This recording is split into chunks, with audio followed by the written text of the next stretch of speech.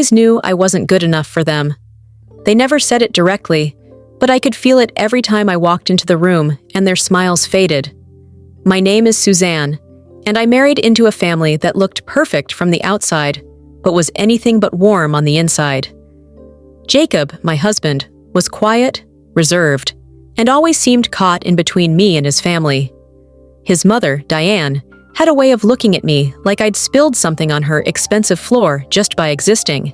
His sister Kendra, younger and sharper-tongued, often gave me fake compliments that felt more like insults. But I tried. I really tried. Before our wedding, I came from a simple home. My parents were kind, loving, and raised me to be polite and respectful. When I married Jacob, I thought I had stepped into a dream. Big house, fancy dinners, holidays with chandeliers and expensive wine. But the sparkle faded quickly. I realized I wasn't a bride to them. I was more like someone they had to tolerate because Jacob chose me. Still, I believed love could soften hearts. I kept showing up for family dinners, helping with chores when the house staff was busy, making handmade gifts, and trying to be one of them. Most of the time, they either ignored me or acted like I was in their way. Jacob never defended me, but he would later whisper, "Just let it go, they'll come around." I held on to that hope for years. Then came Thanksgiving, a big day in Jacob's family. Every year, they hosted a huge dinner. The table would be covered with golden tableware, candlelight, and sparkling glasses. I had spent the week helping Diane with planning, cleaning, and even testing out dessert recipes. This year, she let me choose one dish for the menu, and I was thrilled. I thought maybe it was a sign she was warming up to me. In my heart, I believed this year might be different, that maybe I'd finally be treated like part of the family. I couldn't have been more wrong. The morning of Thanksgiving, I woke up earlier than anyone else. The house was silent, the air filled with a soft chill, and I felt a strange mix of nervousness and hope. I put on the dress I had carefully chosen, a soft cream-colored piece that looked elegant but not too flashy. I even styled my hair the way Jacob liked, simple and neat. I wanted to look like I belonged. By the time the sun rose, I was already in the kitchen with the house staff, helping them with final preparations. Diane didn't say much to me, just nodded occasionally. Kendra came downstairs hours later, fully dressed with perfect makeup and a camera in hand. She walked around like she owned the world, giving orders, snapping photos, acting like she was organizing a fashion show instead of a family dinner. I kept telling myself, just stay calm, keep smiling, this day will be worth it. Jacob came in once to check on things. He gave me a brief smile and kissed my cheek, telling me how beautiful I looked. I clung to that tiny bit of affection like it was gold. Around noon, the guests began arriving. Aunts, uncles, cousins, all dressed in designer clothes and expensive jewelry. They all hugged Diane and Kendra like royalty. When they greeted me, it was polite but cold.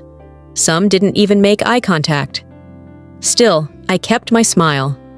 I told myself that today wasn't about being liked, it was about family. The table was set beautifully, just like every year. Long enough to seat 20 people. Candles, folded napkins, name cards. That's when I noticed something strange. There was a tiny plastic chair placed separately near the edge of the table, almost like a forgotten piece from a kid's room. I blinked and walked closer, thinking maybe it was a joke. But no, there was a label stuck on the back of that small, low chair. It said, "Housemaid." I stood frozen. My heart stopped for a second. I looked around. Some of the younger cousins were already giggling. Kendra had her phone up, recording everyone's reaction. Diane stood there, arms crossed, watching me. And Jacob. He was silent. He just stared at the label and looked away. I wanted to run. I wanted to scream, but all I did was stand there, my hands shaking. Nobody told me where to sit. Nobody took the label off. So when the laughter died down and everyone started to take their seats, I quietly sat in that tiny chair. That humiliating, cold, plastic chair. As they passed food and shared stories, I sat there like I didn't exist. But something inside me cracked that day. Something I never knew was strong enough to break. The rest of that dinner felt like a blur. I could hear the clinking of forks, the laughter, and the occasional whispers that I knew were about me. No one said it out loud, but the message was clear. I didn't belong. I was never part of this family. I was just the outsider they tolerated, or mocked. As I sat on that small plastic chair, barely able to reach the table, my back aching and my eyes burning, I kept repeating one thing in my head. Don't cry. Not here. Not in front of them. Even Jacob avoided looking at me. He stayed busy talking to his cousin, laughing like everything was normal, like I wasn't sitting in that chair with the word housemaid taped behind me.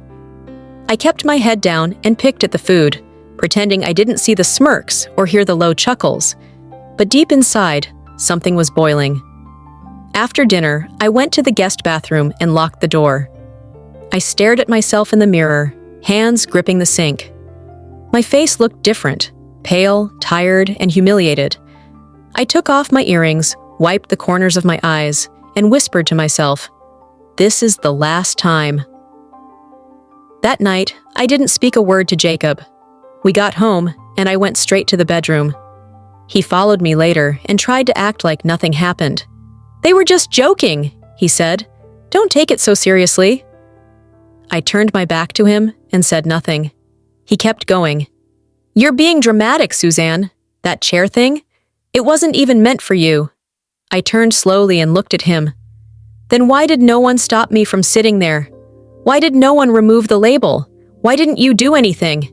He didn't have an answer. He just looked down at his phone and mumbled, "You always overthink stuff." That night, I slept with my back to him. And in the silence of the dark, I planned everything. They thought I was weak. They thought I had no voice. But they had no idea who I really was. I had given them years of kindness, patience, and respect. But now, they would meet the version of me I had buried deep down. The one that didn't forgive so easily. The one who knew how to strike back. I didn't know how or when yet. But I knew this. I was going to take back everything they stole from me, and I was going to make sure they felt it. Every single one of them.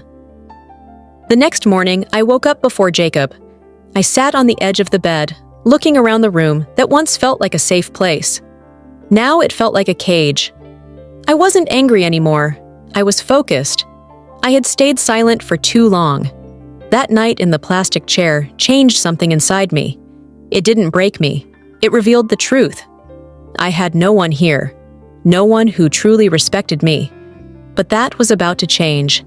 I started by going back to my own world. The life I had before marrying Jacob. The life I had paused to become someone's wife. Someone's daughter-in-law.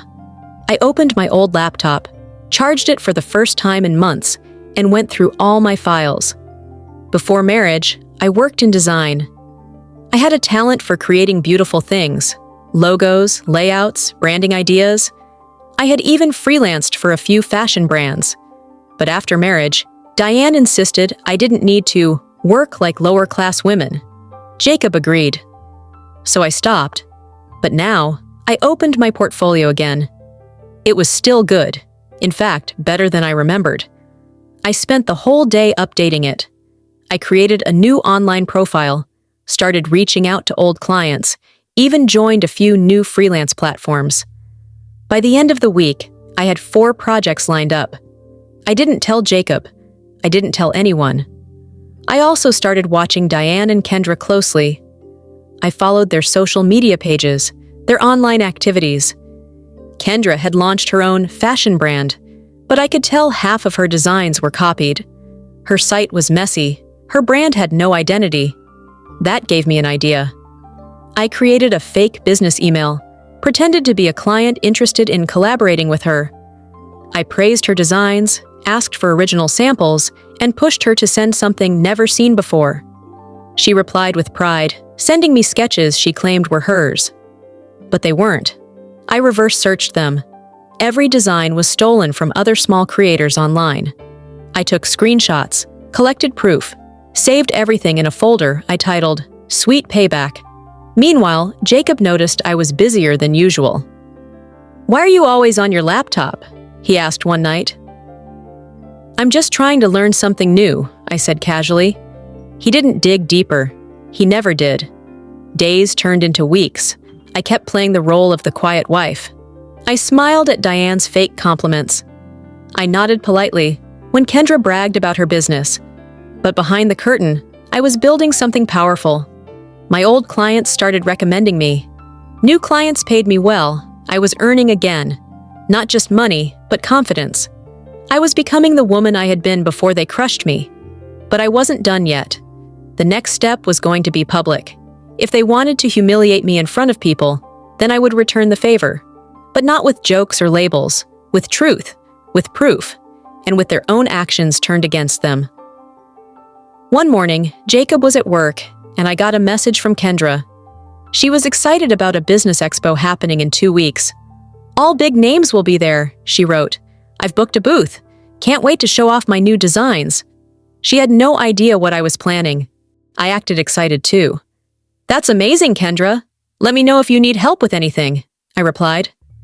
She didn't. Of course, she never did. But her ego made her want to brag, so she sent me her entire presentation deck. It was full of fake designs, half of them still stolen from other creators. She was going to present them publicly, in front of investors, designers, reporters. That was her biggest mistake. I updated my evidence folder. Then I contacted one of the creators she had copied from, a young designer named April from New York. I told her everything, sent her screenshots. At first, she was shocked. Then she got angry. And then she agreed to help me. I told her, "Let me handle the timing. Just be ready with your voice." In the next few days, I continued working on my own projects. I was earning well now, enough to cover my own expenses, and more. I even transferred some money into a secret account, my safety net. For the first time in years, I didn't feel trapped. But I didn't stop there. I printed all the evidence, Kendra's emails, her stolen sketches, comparison sheets showing the original artist's work. I placed them in a neat black envelope, no sender name. Then I mailed it to the Expo's management team and to Diane. 2 days before the event, Diane called Jacob in a panic. "Kendra's been accused of design theft. Someone sent proof to the organizers," she screamed. "They're threatening to cancel her slot." Jacob told me about it over dinner. His voice was low, confused. "I don't know who'd do this," he said. "Maybe some jealous competitor?" I nodded. "Maybe," I said, hiding my smile. The night before the event, I got a text from April. "It's out," she wrote. "I posted the video with the side-by-side designs. My followers are tagging Kendra like crazy." I checked the post. It had already hit 12,000 views. People were furious, calling out Kendra, demanding answers. I sat on the balcony that night, watching the stars. They thought they could treat me like a maid. They forgot that quiet people watch, and smart people wait. Tomorrow was just the beginning. The next morning was chaos. Diane stormed into our house unannounced. Her hair was messy, her voice louder than ever. "Do you have any idea what's happening to Kendra?" she shouted at Jacob. "She's being attacked online. Investors are pulling out. The organizers removed her name from the brochure." I stood by the kitchen counter, quietly sipping my coffee. "She didn't do anything wrong," Diane went on. "These girls are just jealous." But Jacob looked uneasy. He had seen the posts. He had seen the evidence. "She sent those sketches to clients," he said, trying to stay calm. "And they were copied. Maybe it's a misunderstanding, but—" "There is no misunderstanding," Diane snapped. Then she turned to me. "And you, stop standing there like a statue. This is serious." I placed my cup down and finally spoke. "You're right, Diane. It is serious. Stealing someone's hard work always is." She froze. For a second, she didn't even blink. "You're accusing my daughter?" she said slowly. "No," I replied, walking past her. "The internet is." I left the room before she could respond. I didn't need to scream. I didn't need to explain. My work was already done. Later that day, Jacob came into our bedroom. He looked different, quieter. "You knew about this before it happened, didn't you?" he asked. I met his eyes. "Yes." He sat on the bed, head in his hands. "Why didn't you tell me?" "Because you wouldn't have believed me," I said softly. "You never do." He didn't argue. That silence told me everything. That evening, Kendra posted a shaky video online. She cried, claimed she was inspired, not a thief, blamed her team, begged people to stop bullying her. But no one bought it. The comments were brutal. Creators from all over the country came forward with similar stories. She was trending, for all the wrong reasons. I watched it unfold like a movie. Meanwhile, I kept working quietly. My own designs were being appreciated. I had 5 new client requests that week.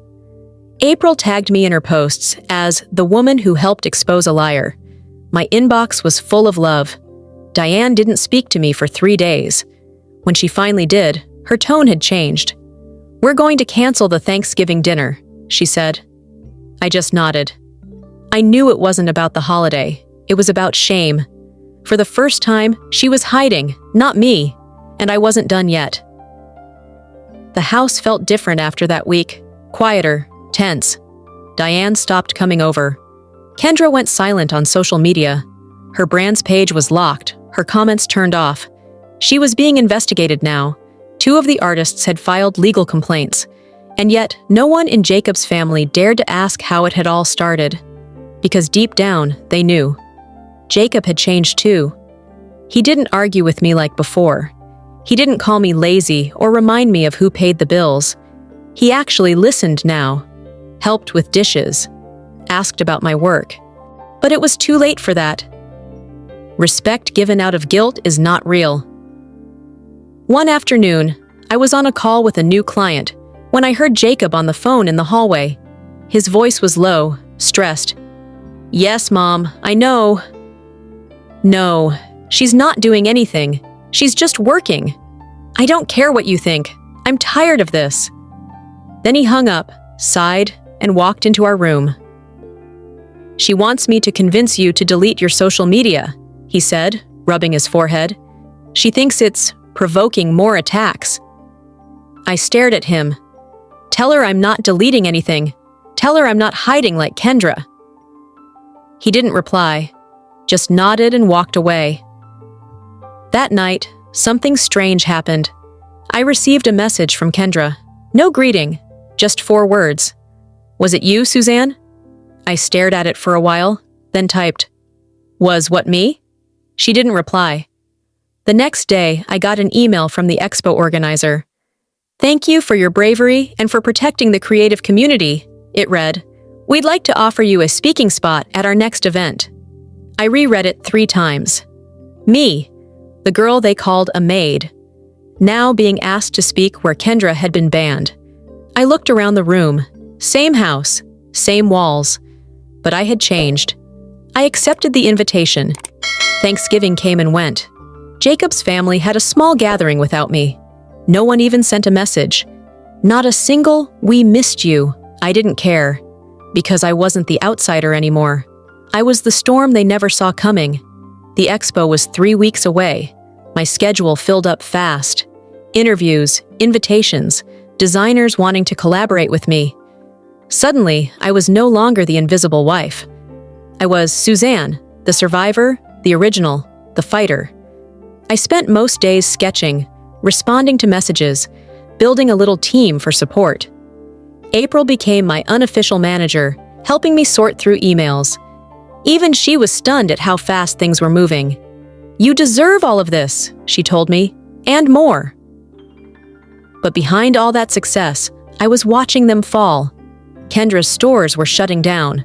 Her sponsors left. One of her assistants posted leaked emails, showing how Kendra directed them to steal ideas and lie about sources. The internet exploded again. Now, it wasn't just designers. It was the public. Women like me, wives, mothers, freelancers, all sharing how they had been dismissed, copied, humiliated. My story had turned into a movement. Jacob watched it all happen from the sidelines. He seemed more distant each day. I think he was ashamed, not just of what Kendra did, but of how he treated me for years. One night, he came into our room with something in his hand. It was a box. Inside was the tiny bracelet I had designed years ago, my first ever piece. He had broken it back then during an argument and never spoke about it. "I fixed it," he said, placing it on the table. I looked at him. "I didn't need you to," I said quietly. He nodded. "I know." I wore it the next day, not because he gave it back, but to remind myself how far I had come. 2 nights before the expo, I received a letter. No envelope, just a folded piece of paper slid under our door. It was from Diane. "You've made your point. You've destroyed my daughter's future.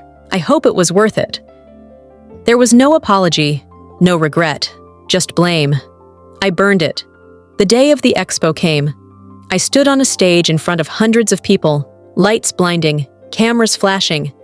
I wasn't nervous. I was ready. I spoke about my journey, about being underestimated, about betrayal, about how women like me are pushed aside, and how that silence becomes strength. When I finished, they stood up. Applause roared through the hall. I saw people crying, smiling, clapping, for me. After the event, a woman approached me with tears in her eyes. "I left my abusive in-laws last month," she whispered. "Your story gave me the courage." Thank you, that was the moment I knew. This wasn't just revenge anymore. This was a revolution. After the expo, my name trended for 3 days. News outlets started calling. Magazines wanted interviews. I was invited to speak at universities, women's panels, and art schools. But more than the fame, something deeper had changed. I wasn't trying to prove myself anymore. I had already done that. One afternoon, while working on a new jewelry line, I got a call from my mom. She'd been watching everything from back home. "I'm proud of you, Suzanne," she said softly. "But I'm also sorry for not warning you about people like them." It was the first time she ever admitted it. We talked for over an hour. Meanwhile, Jacob had grown quieter. He moved around the house like a shadow, unsure of his place. The confident man who once corrected me in front of others now barely made eye contact. One evening, I found him standing in the garage, holding an old photo of us from college. "You were always stronger than me," he said, voice flat. I didn't respond. He took a deep breath. "I don't expect you to forgive me, but I want to be better." I looked at him. "For who?" I asked. "For me or for yourself?" He had no answer. The truth is, I had already forgiven him in my own way, but I didn't trust him, not yet. Maybe not ever. Because trust, once broken, doesn't come back with words. It comes back with years, with actions. And Jacob was just beginning to understand that. One night, I received a message from Kendra. "I lost everything. Are you happy now?" I stared at it for a long time, then typed one sentence. "I never wanted you to lose. I just wanted you to stop stealing." She didn't reply, but I hoped she understood. This wasn't about destroying anyone. It was about standing up, for myself, for women like me, for all the quiet voices ignored for too long.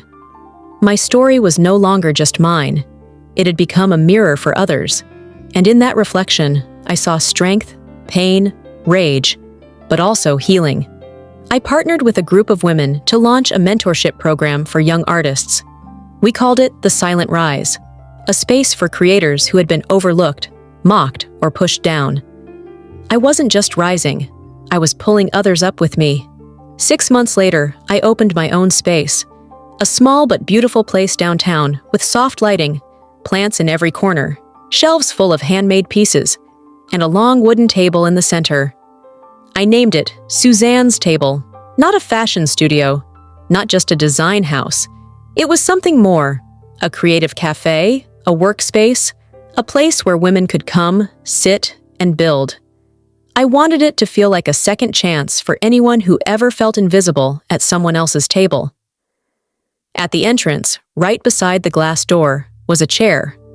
A real one. Comfortable, strong, made from dark wood with golden edges. On its back, a small brass plate read, "Reserved for the woman who refused to sit where she didn't belong." People asked about the chair all the time. I never gave them the full story. I just smiled and said, "It's a reminder." And it was. A reminder of that cold Thanksgiving, of the plastic chair, of the word housemaid taped behind me, of the silence I sat through, of the version of me that cried alone in a guest bathroom. But that chair wasn't just for me. It was for every woman who was told she wasn't enough, every woman who served while others sat, every woman who smiled through insults, stayed quiet through humiliation, and finally decided to rise. One morning, Diane walked past my store. She didn't come in. She just looked through the glass for a moment, eyes scanning the table, the chair, the faces inside. And then she walked away. That was all I needed. I didn't need an apology. I didn't need closure, because I had already won. Not with revenge, but with peace, with purpose, with power that came from walking away and never looking back.